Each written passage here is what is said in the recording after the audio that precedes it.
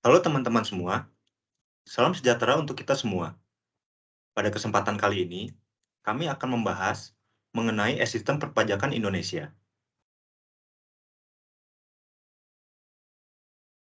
Terima kasih pada dosen pengampu kami, Ibu Ita Sasalina Lingga, karena telah membimbing kami untuk membawakan topik kali ini. Izinkan kami memperkenalkan diri kami. Kami mahasiswa dari Universitas Kristen Maranatha yang beranggotakan Joseph Leonardo, Taufikur Rahman, dan saya sendiri Ahmad Juandi Agus.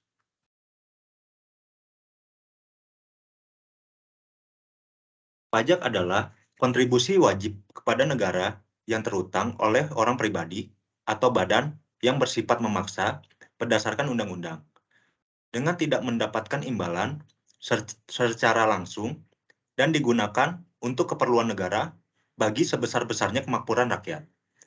Pembayaran pajak merupakan perwujudan dari kewajiban kenegaraan dan peran serta wajib pajak untuk secara langsung dan bersama-sama melaksanakan kewajiban perpajakan untuk pembiayaan negara dan pembangunan nasional. Sesuai falsafah Undang-Undang Perpajakan, membayar pajak bukan hanya merupakan kewajiban, tetapi merupakan hak dari setiap warga negara untuk ikut berpartisipasi dalam bentuk peran serta terhadap pembiayaan negara dan pembangunan nasional. Selanjutnya, sistem pemungutan pajak. Yang pertama ada self-assessment system. Sistem perpajakan ini yang digunakan untuk menentukan besarnya pajak yang harus dibayar oleh wajib pajak yang bersangkutan.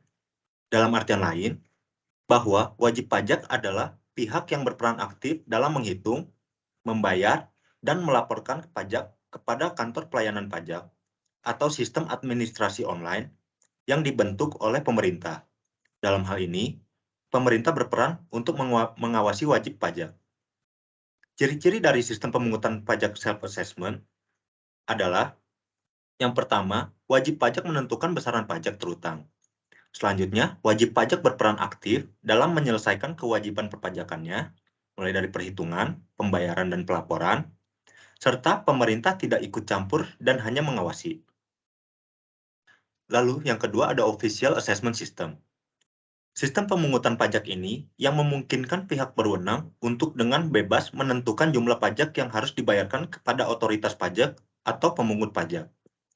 Dalam sistem pemungutan pajak ini, biasanya wajib pajak bersifat pasif dan hutang pajak yang hanya dapat digunakan setelah otoritas pajak mengeluarkan surat ketetapan pajaknya.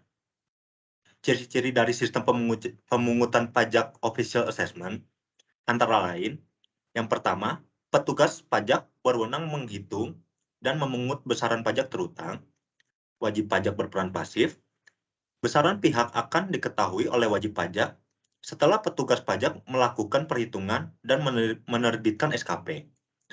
Dan yang terakhir, pemerintah memiliki hak penuh pada saat menentukan besaran pajak yang perlu dibayarkan. Lalu yang ketiga, ada withholding system. Sistem pemungutan pajak ini memberikan pengertian bahwa besarnya pajak akan dihitung oleh pihak ketiga yang bukan wajib pajak atau petugas pajak. Contoh dari sistem ini adalah pemotongan penghasilan pegawai oleh bendahara instansi, sehingga pegawai tidak perlu lagi ke kantor pajak untuk membayar pajaknya. Ciri-ciri dari sistem pemungutan pajak, withholding assessment, antara lain, yang pertama, wajib pajak dan pemerintah tidak berperan aktif dalam menghitung besaran pajak. Yang kedua, pihak ketiga berwenang menentukan besarnya pajak terutang. Dan yang terakhir, menerbitkan bukti potong atau pungut bagi wajib pajak yang telah melunasi pajak terutang.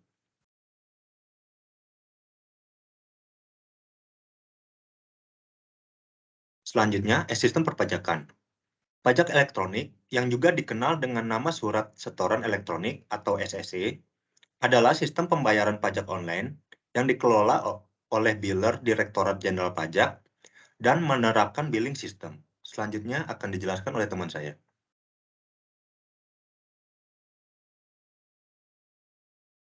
Di dalam e-sistem perpajakan, terdapat e-billing, e-filing, e-SPT, e-registration, dan e-faktur. E-billing sendiri adalah metode pembayaran pajak secara elektronik dengan menggunakan kode billing. Kode billing sendiri merupakan kode identifikasi yang diterbitkan melalui sistem billing atas suatu sistem pembayaran atau setoran pajak yang dilakukan wajib pajak. E-filing merupakan sebuah sistem berbasis cloud atau online yang terupdate secara real-time untuk melakukan pelaporan pajak dan perpanjangan SPT tahunan badan. Selanjutnya, ISPT adalah aplikasi yang disediakan oleh Direktorat Jenderal Pajak untuk mengisi SPT. E-registration adalah sistem pendaftaran atau perubahan data untuk wajib pajak atau pengukuhan dan pembatalan wajib pajak sebagai pengusaha kena pajak dengan melalui sistem online yang terhubung langsung dengan kantor administrasi perpajakan negara, yaitu Direktorat Jenderal Pajak. Dan yang terakhir ada e-faktur. E-faktur merupakan aplikasi untuk membuat faktur pajak elektronik atau bukti pungutan PPN elektronik maupun PPNBM secara online atau daring.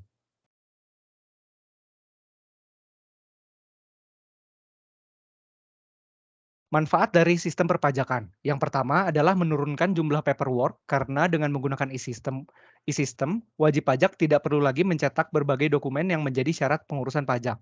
Lalu manfaat yang kedua adalah menghemat waktu dan tidak perlu lagi mengantri hanya untuk membayar pajak. Waktu yang ada bisa dialokasikan untuk pembuatan keputusan strategis lain terkait dengan perusahaan. Hambatan dari e-system perpajakan. Hambatannya adalah pemungutan pajak secara elektronik di Indonesia mengalami banyak permasalahan, antara lain disebabkan oleh kurangnya sosialisasi, tingkat kesadaran, pengetahuan, dan tingkat ekonomi yang rendah. Lalu, database yang belum lengkap dan akurat, internet belum merata, sering terjadi error pada aplikasi atau website, lemahnya penegakan hukum berupa pengawasan dan pemberian sanksi yang belum konsisten serta tegas.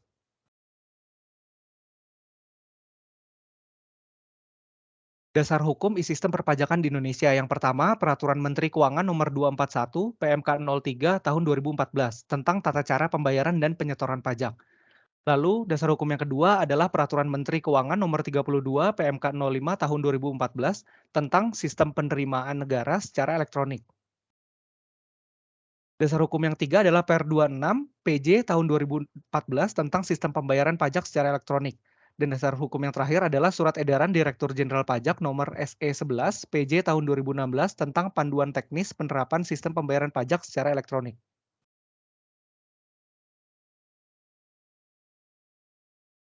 Kita masuk ke penerapan e-sistem perpajakan di Indonesia.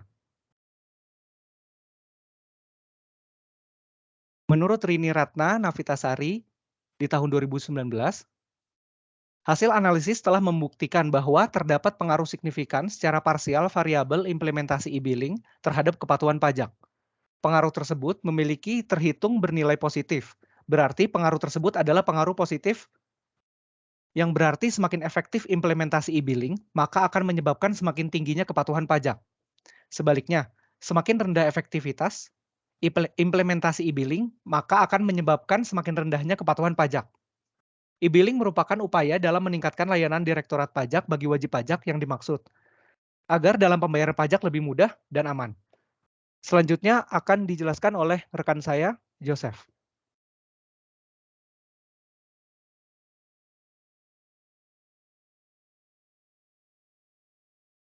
Selanjutnya menurut Syamsul Bahri Arifin dan Indra Syafi pada tahun 2019. Berdasarkan hasil pengujian statistik yang dilakukan, menunjukkan bahwa secara parsial penerapan e-billing berpengaruh tidak signifikan terhadap kepatuhan wajib pajak pada KPP Pratama Medan Polonia. Hasil ini dapat ditunjukkan dari nilai signifikan sebesar 0,824 lebih besar dari 0,05. Berdasarkan pembahasan yang sudah dilakukan, maka dapat disimpulkan bahwa penerapan e-billing tidak berpengaruh terhadap kepatuhan wajib pajak dalam penyampaian SPT tahunan orang pribadi pada KPP Pratama Medan Polonia. Secara parsial, menunjukkan bahwa penerapan e-billing tidak berpengaruh signifikan terhadap kepatuhan wajib pajak orang pribadi di KPP Pratama Medan Polonia.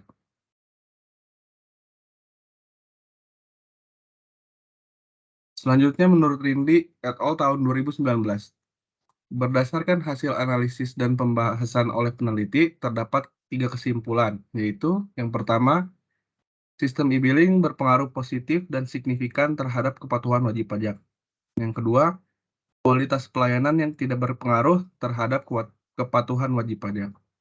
Yang ketiga, sistem e-billing dan kualitas pelayanan secara simultan atau bersama-sama berpengaruh signifikan terhadap kepatuhan wajib pajak.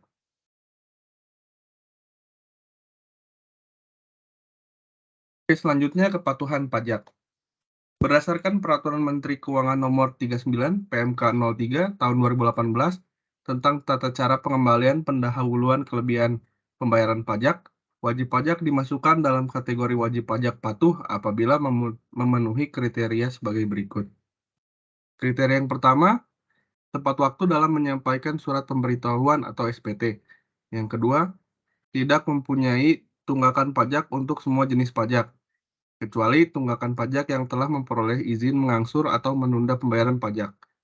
Yang ketiga, laporan keuangan diaudit oleh akuntan publik atau lembaga pengawasan keuangan pemerintah dengan pendapat wajar tanpa pengecualian selama 3 tahun berturut-turut. Yang terakhir, tidak pernah dipidana karena melakukan tindak pidana di bidang perpajakan berdasarkan putusan pengadilan yang telah mempunyai kekuatan hukum tetap dalam jangka waktu 5 tahun terakhir. Permasalahan dan solusi. Pemungutan pajak di Indonesia mengalami banyak permasalahan, antara lain disebabkan oleh kelemahan regulasi di bidang perpajakan itu sendiri, kurangnya sosialisasi, tingkat kesadaran, pengetahuan dan tingkat ekonomi yang rendah, database yang belum lengkap dan akurat, lemahnya penegak hukum berupa pengawasan dan pemberian sanksi yang belum konsisten dan tegas. Untuk mengatasinya, dapat melakukan reformasi di bidang perpajakan, antara lain melakukan penyempurnaan regulasi atau perangkat aturan, menggalakkan sosialisasi agar menambah pengetahuan untuk menumbuhkan kesadaran wajib pajak, taat pajak, melakukan evaluasi, menyediakan database yang lengkap, akurat, terintegrasi, dan terjamin kerahasiaannya, meningkatkan penegakan hukum dalam pengawasan dan pemberian sanksi secara konsisten dan tegas, dan melakukan pemungutan pajak yang adil, berdasarkan undang-undang, tidak mengganggu perekonomian, efisien, dan sistemnya harus sederhana. Oke, cukup sekian presentasi dari kelompok kami. Bila ada salah, mohon dimaafkan, dan bila ada rasa, mohon diungkapkan. Terima kasih.